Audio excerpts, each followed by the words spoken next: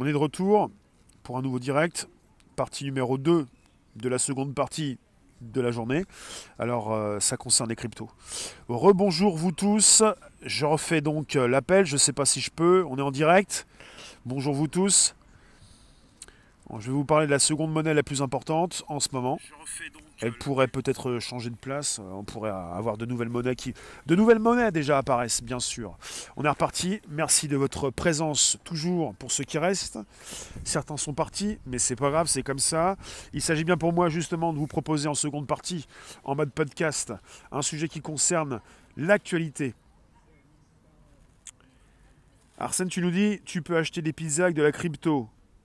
Oui, on a l'idée de la crypto qui avec le Bitcoin, et des personnes qui ont acheté une pizza avec, et de celui qui a récupéré cette crypto, ce Bitcoin, qui justement a beaucoup évolué par la suite.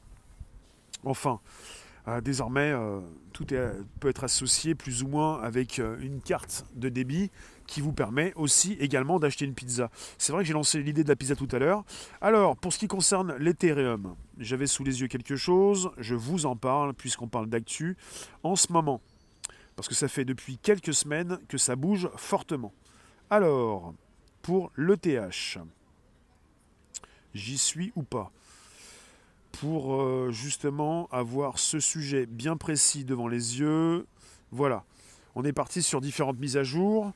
D'ailleurs, j'ai un titre qui signifie, enfin qui précise comment les mises à jour d'Ethereum pourraient propulser l'Ether encore plus haut. On dit l'ETH, l'Ethereum ou l'Ether. On est sur une monnaie, la deuxième plus importante crypto-monnaie au monde, qui a atteint récemment un nouveau record. En fait, il y a beaucoup de termes anglais dans la crypto. Quand on parle de son ATH, c'est All Time High. C'est son plus haut niveau. Et récemment, elle a atteint son ATH, All Time High. Elle a dépassé les 4000 $.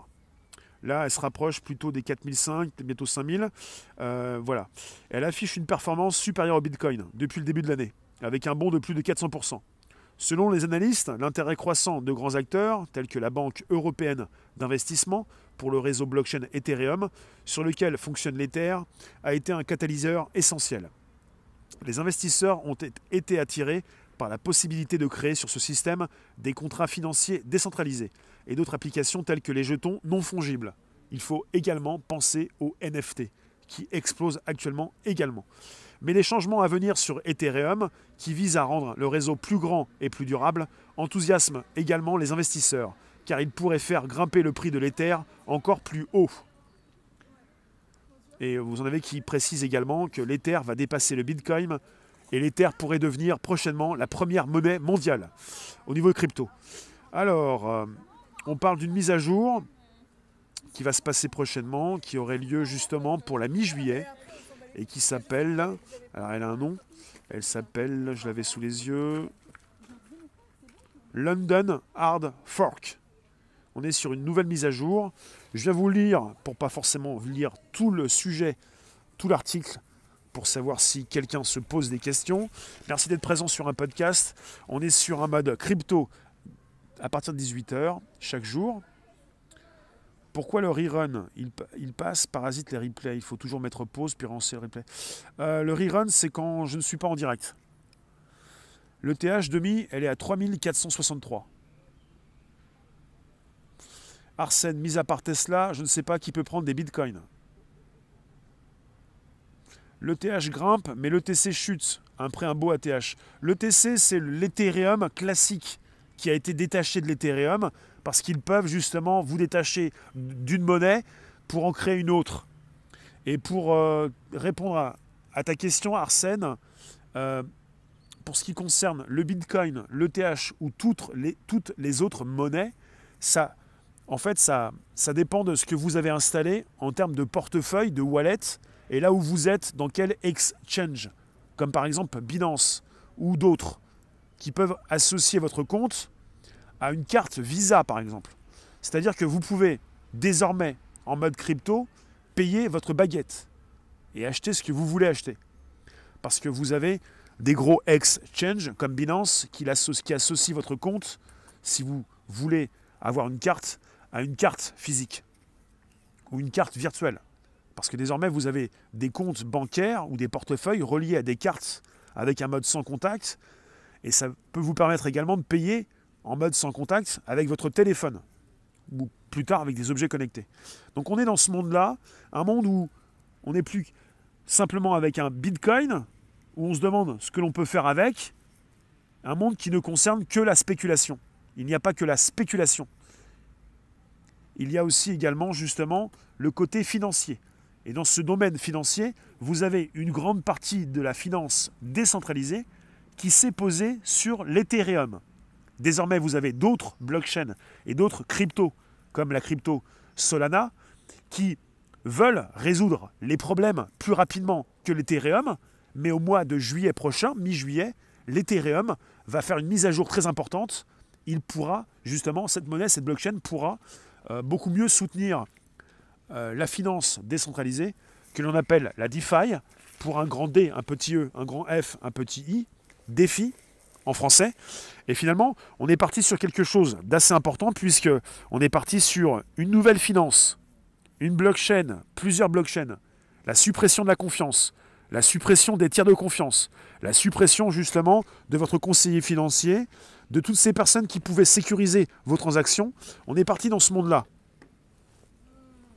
Est-ce que je connais l'anecdote du Bitcoin Pizza Day? Je pense connaître, mais vas-y, précise-moi, je vais pouvoir te lire. Pour ceux qui nous retrouvent en replay, pour tous ceux qui nous retrouvent sur Odyssée, sur Réservoir Live et sur YouTube Réservoir Live, on est sur un podcast, sur un sujet crypto quotidien, avec une possibilité de comprendre beaucoup mieux ce qui se passe en mode crypto.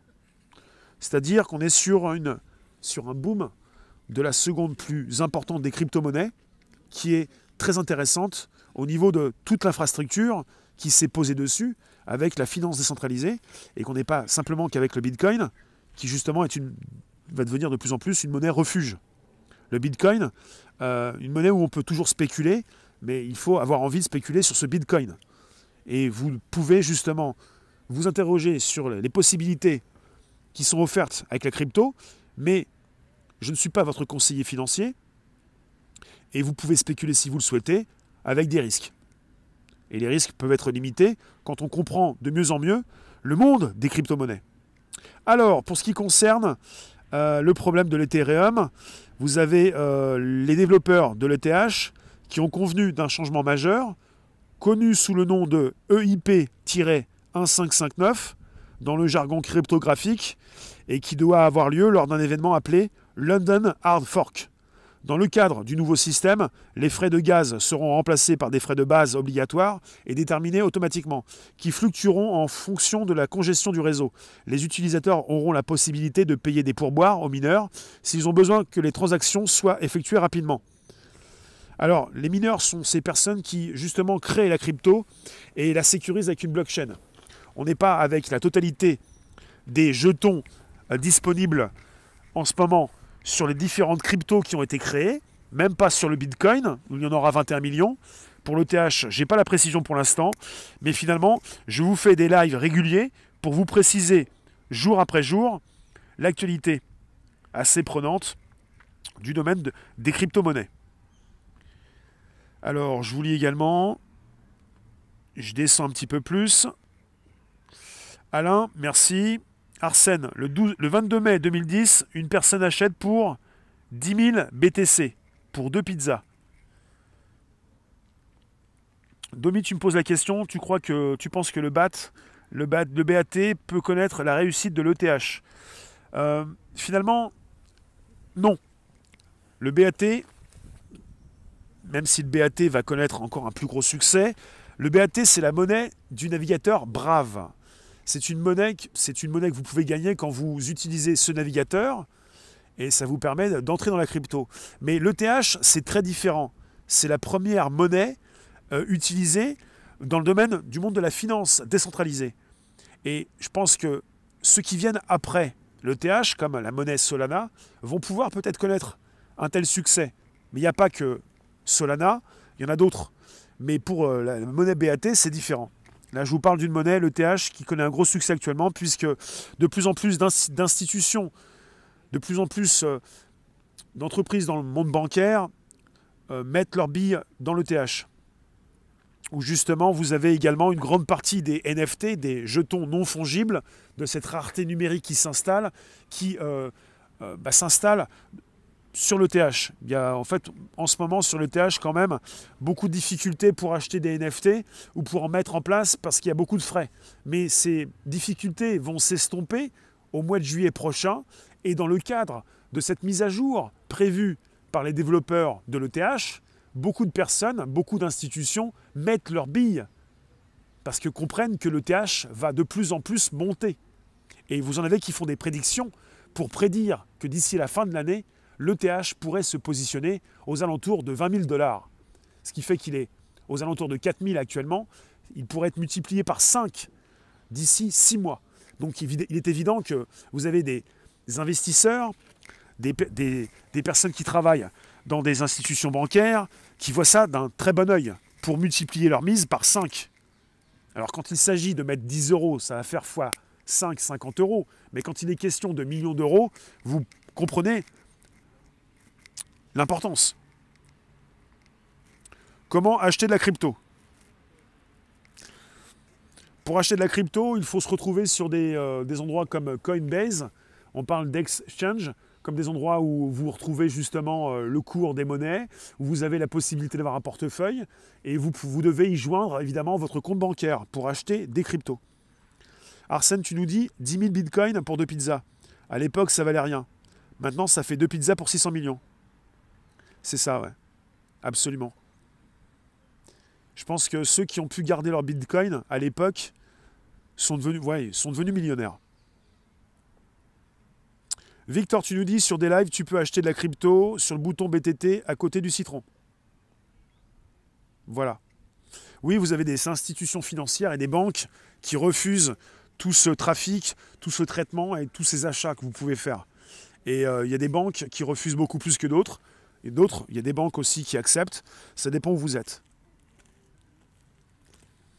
Et le wallet, le portefeuille en anglais, le wallet Tron, la Tron est la monnaie justement associée à des lives. Mais quand vous avez des citrons sur des lives, je vous fais la précision puisqu'on est en direct sur des lives actuellement, pour ceux qui viennent nous retrouver sur YouTube et sur Odyssée Réservoir Live, on est sur des lives actuellement. Je vous mets la description évidemment sur la vidéo par la suite.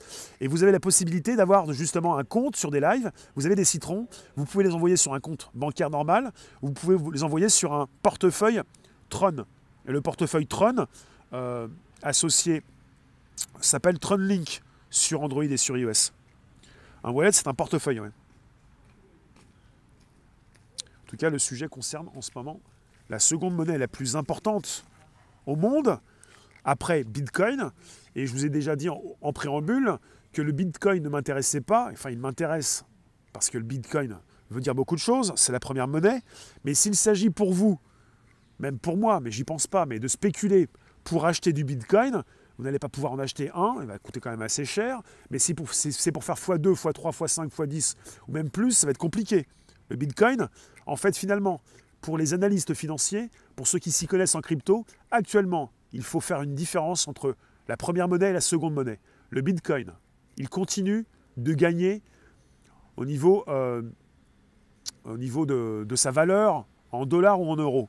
Il va peut-être monter à 60 000 €, à 100 000 €, à beaucoup plus. Mais il gagne de la valeur parce qu'il devient rare. Alors que l'Ethereum, il gagne en valeur parce qu'il, justement, il permet d'avoir au-dessus, d'installer non seulement la finance décentralisée, mais tout ce qui concerne justement ce qui explose également actuellement, les NFT. On en parle beaucoup plus actuellement. eBay va vendre des NFT. De plus en plus d'exchanges s'y mettent. Prochainement, Binance, les NFT au mois de juin prochain. Les NFT, ça marche beaucoup actuellement. Ce sont les jetons non fongibles. La possibilité de retrouver justement la rareté numérique des œuvres d'art. Pas simplement des tableaux, des œuvres, mais surtout peut-être aussi tout ce que vous pouvez uploader comme des images, des photos, des vidéos. Alors, tu nous précises, Eiffel, ce que tu as lu par rapport à Tronlink. qui est le portefeuille officiel de Tron par rapport à cette monnaie que tu peux récupérer à partir des lives. Le niveau de calcul par les machines ASICS est très énergivore pour le BTC pour peu de rémunération. Alors après, vous voulez miner. Peut-être que vous pouvez positionner des vidéos sur Odyssey par exemple pour récupérer du LBC. Je vous ferai une vidéo pour comprendre un petit peu comment ça marche et comment vous pouvez justement récupérer votre monnaie qui n'est pas affichée. La monnaie d'Odyssey n'est pas affichée dans les grandes exchanges. Vous ne pouvez pas la retrouver sur Binance par exemple. Vous avez d'autres portefeuilles que vous pouvez utiliser pour la transférer dans d'autres monnaies. Quand vous avez une monnaie, vous pouvez la transférer dans une autre monnaie. Merci d'être présent sur ce direct. Vous pouvez toujours inviter vos contacts peut-être. Mais justement, on parle autour de vous de ce direct. Et vous pouvez aussi nous retrouver sur Telegram, réservoir-du-bas, live, jour après jour. Alors pour ce qui concerne les détails, je vous en ai proposé déjà. Et pour ce qui concerne le TH, on est parti sur une mise à jour importante au mois de juillet prochain. Parce que pour le TH, vous avez des frais. Par exemple, quand vous pensez aux NFT, à cette rareté numérique, à tous ceux qui vendent leurs œuvres sur Internet, avec une blockchain qui sécurise et qui justement positionne ces images, ces photos, ces vidéos en mode unique dans la blockchain, vous avez beaucoup de frais. On parle de frais de gaz. C'est-à-dire des frais qui sont inhérents à l'achat d'une œuvre. C'est-à-dire que pour l'ETH, pour l'instant, ça coûte trop cher. Ils vont faire une mise à jour et on parle de l'ETH 2.0 qui va viser à accroître la taille et la durabilité du réseau. Et pour les calculs et pour les frais de réseau, ils vont être beaucoup moins chers.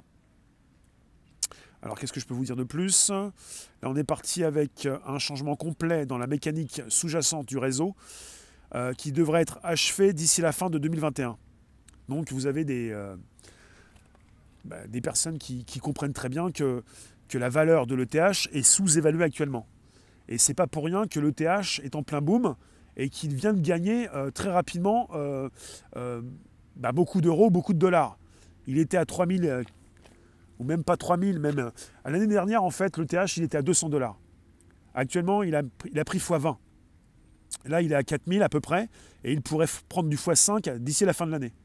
Donc finalement, il y en a beaucoup qui s'intéressent à tout ça. Mais on est parti, en quelque sorte, sur la ruée vers l'or, avec certains qui vont aller récupérer de l'or et d'autres qui vont vendre des pelles. Et pour ce qui concerne l'ETH, vous êtes avec les pelles, les outils qui permettent par la suite de poser la finance décentralisée, qui se pose déjà sur différentes monnaies. Vous avez une partie qui se pose en ce moment sur Binance, avec la monnaie Binance, avec la Binance Smart Chain, et une partie qui se pose sur l'ETH, avec des monnaies qui sont au-dessus, en surcouche. Arsène, t'as acheté sur Coinbase. C'est une des premières références en matière de Bitcoin. Jean-Mich, tu nous dis il y a de l'info, des market bots comme AI Marketing qui marchent très bien, avec des rendements journaliers. C'est noté, je vais aller vérifier, je vais aller voir ça. Tu m'as dit tout à l'heure, c'est vrai que je suis remonté un petit peu trop loin. Alors, tu nous dis, folie ordinaire, la crypto est un non-sens énergétique. Il y a beaucoup de frais de gaz pour créer un NFT, ouais. Et il y en a qui l'ont fait et qui ont dépensé beaucoup plus pour lancer leur NFT et qui ont vendu leur NFT à perte. Mais ça va bouger bientôt, prochainement. Et là, si Binance se met à proposer des jetons non fongibles, cette rareté numérique, ces œuvres inscrites dans la blockchain, ils vont certainement proposer des frais de réseau beaucoup moins chers. Donc, ils vont être en concurrence directe avec l'ETH. Et c'est important. Lumière pure, je pourrais avoir 2500 € par mois pour les infos et le suivi. C'est sympa de me dire ça. Alors, gagner de la thune, tu nous dis, certains pools vont compenser la perte de rémunération des mineurs suite à l'EIP pour... Pourquoi lever les fuites des mineurs? Quand je parle des projets ETH, je parle d'apps. Oui, là je vous parle de la finance décentralisée et je vous parle donc d'une blockchain et de l'ETH qui fait beaucoup parler de lui en ce moment et qui monte très rapidement puisqu'on est parti avec des institutions financières, je le répète, qui viennent et qui se mettent dans la partie, que ça concerne les NFT, ça concerne peut-être eBay qui va vendre justement des NFT prochainement, ça concerne JP Morgan qui investit dans des entreprises de crypto qui dépendent de l'ETH, ça concerne des grandes banques financières américaines qui viennent dans la partie et qui s'installent et justement qui font bouger les cours. Jean-Mich, tu nous précises ton investissement. Je ne vais pas le lire à voix haute, mais en tout cas, vous devez justement investir ce que vous pouvez perdre.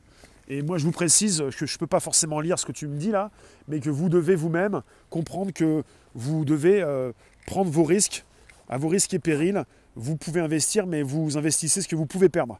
Parce que finalement, les conseils, peut-être, on peut vous en donner. Je ne vais pas vous en donner par rapport à une spéculation sur une monnaie. Je suis là pour vous parler de ce qui se fait et je préfère rester dans ces sujets-là pour l'instant.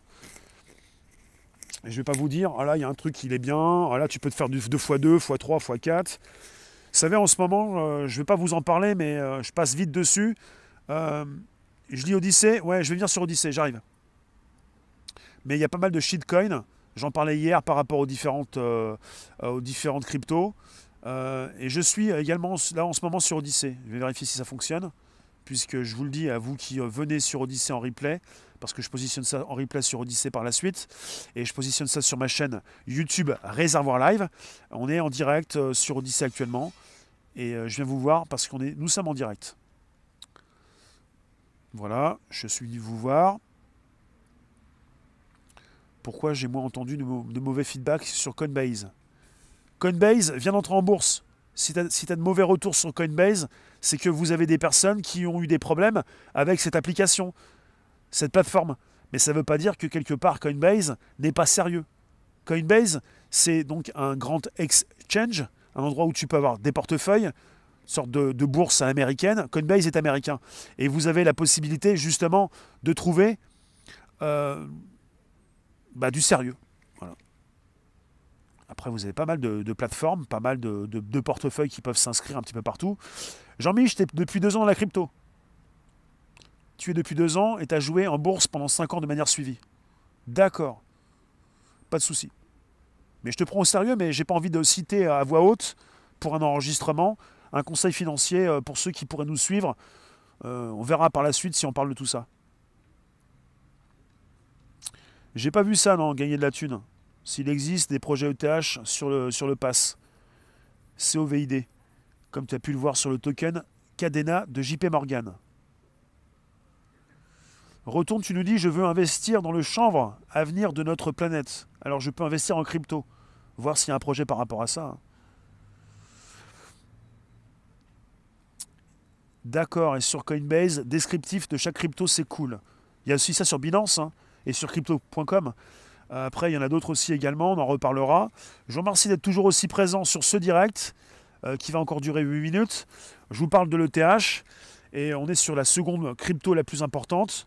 Et il faut le savoir, vous avez des médias qui régulièrement vous parlent du Bitcoin, pour vous dire il va chuter, pour vous dire beaucoup de choses sur le Bitcoin. Mais quand on commence à lire des articles et s'intéresser à ce qui se passe en mode crypto, il n'y a pas que le Bitcoin, les altcoins, et vous avez l'Ethereum qui en fait partie, puisque c'est la seconde monnaie la plus importante.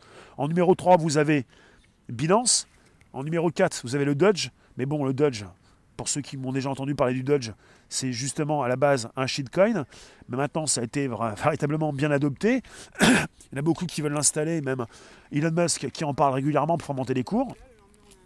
Bonjour John, et bonjour tous ceux qui s'installent en mode crypto pour la fin de ce direct, parce que je vous parle de l'ETH et de l'Ethereum, qui est la seconde crypto la plus importante actuellement, au niveau de sa présence dans le classement des 10 premières, par rapport à un chiffre global au niveau de l'évolution de l'argent qui peut être placé dans cette crypto, de ce qui concerne cette crypto en tant que telle, et avec cette possibilité d'y voir aussi, au niveau surcouche, si je peux m'exprimer ainsi, une finance qui s'installe en mode décentralisé et qui permet à ceux qui s'y connaissent de mieux en mieux de s'y installer pour soit spéculer, soit évidemment se retrouver avec beaucoup plus que de l'argent, mais également une monnaie qu'ils pourront utiliser en rapport avec un projet ou en rapport avec cette possibilité d'échanger sans tiers de confiance. La finance décentralisée, c'est la blockchain. C'est la suppression de la confiance et la suppression des tiers de confiance. Et la possibilité justement de pouvoir soi-même, avec une intelligence financière, soi-même se passer de conseiller et d'être soi-même son propre conseiller. Pour soi-même pouvoir prendre des risques calculés. Parce qu'on se fait toujours des idées, Il y en a beaucoup qui disent que la crypto, c'est de l'arnaque. Il y en a beaucoup qui disent que ça ne sert à rien et que ça va s'écrouler. Mais finalement, on est parti sur l'installation de quelque chose d'important. Alors vous me dites, avant de vous laisser, vous me dites, est-ce que ça vous intéresse quand je vous parle de l'ETH? Parce qu'on est en plein boom, parce qu'on est sur ce qui soutient une grande partie de la finance décentralisée, et que vous avez des investisseurs privés, publics, enfin surtout privés, qui de plus en plus ont envie de faire partie de tout ça. On est parti avec une démocratisation, mais là on parle, je pense à un grand public quand on pense à une démocratisation. On est parti avec des investisseurs privés. On est parti avec des banques privées, des banques d'investissement. On est parti avec JP Morgan, BlackRock, mais beaucoup d'autres. Et de plus en plus, jour après jour, on a de l'actu qui tombe, des articles, des dizaines d'articles par jour, qui précisent justement qu'on est avec une seconde monnaie qui pourrait devenir la première. Lanterne, il faudrait creuser le sujet, bien sûr, mais justement, on est sur le 3e direct que je fais sur la crypto, et j'ai pas fini de vous en proposer, basé sur des articles bien précis, d'actualité, et basé sur des réflexions personnelles, et qui peuvent être aussi les vôtres. Et je vais bien sûr faire un sujet aussi pour expliquer la blockchain, expliquer l'ETH et les contrats intelligents, les smart contracts. Et on va être beaucoup plus dans la précision au fil du temps. Mais je voulais envisager les débuts de mes directs sur la blockchain, sur les cryptos, en mode pour tout le monde. Après, il va falloir creuser, être beaucoup plus justement dans la précision, dans le côté technique, mais pas trop. C'est absolument important. Les smart contracts ETH pour éviter les notaires lors d'un achat de maison. Vous avez actuellement en Floride des complexes immobiliers qui acceptent le BTC et l'ETH. Le Bitcoin et l'ETH sont des monnaies avec lesquelles vous pouvez acheter un appartement ou une maison en Floride. Et il y a de plus en plus de commerces, d'institutions qui vont accepter tout ça. Je vous remercie en tout cas. Je vous laisse inscrire vos derniers commentaires. Merci d'avoir été présent depuis tout à l'heure pour un direct qui se veut justement le côté où on défriche, où on commence à en parler, vulgariser un petit peu, mais pas trop. On perd trois quarts des gens du live, intéressant. Stratégiquement, je préfère passer un podcast tech, crypto, après le direct où on était 800 en simultané, parce que ceux qui restent sont intéressés, justement. Tu as créé sur un serveur mon black d'échange. Jean-Mich, si tu passes sur Telegram, ça m'intéresserait de discuter avec toi. Tous ceux qui sont intéressés par la crypto, venez sur Telegram, réservoir-du-bas live, qui reprend ce que je fais sur YouTube et sur des lives. Sur YouTube, je vais mettre la vidéo, mais ça reprend aussi ce que je positionne en mode crypto. Si vous êtes intéressé par la crypto, il y a déjà justement des sujets qui tombent sur la crypto sur Telegram, mais on va encore en rajouter. Il y a beaucoup de choses à dire. C'est important. La crypto, c'est pas facile. C'est comme beaucoup de choses. Quand on n'y comprend rien, c'est très compliqué. Mais quand on commence à comprendre et à être à l'aise, c'est plus facile. Créer une room crypto sur Telegram. On va voir. En tout cas, je vais commencer à en parler sur Telegram, réservoir-du-bas, live. C'est très technique. C'est un petit peu technique, mais là, c'était plus de l'actu, de la news, où j'ai pas vraiment été technique. Et je vous ai sorti quelques mots, mais sinon, c'était beaucoup plus généraliste, en rapport avec les institutions bancaires privées et d'autres qui arrivent pour justement y mettre leurs billes. Il y a de plus en plus d'assureurs qui peuvent assurer aussi la crypto. Et c'est bon signe par rapport à une monnaie, la seconde monnaie, justement, qui prend de l'ampleur. Je vous remercie de votre présence.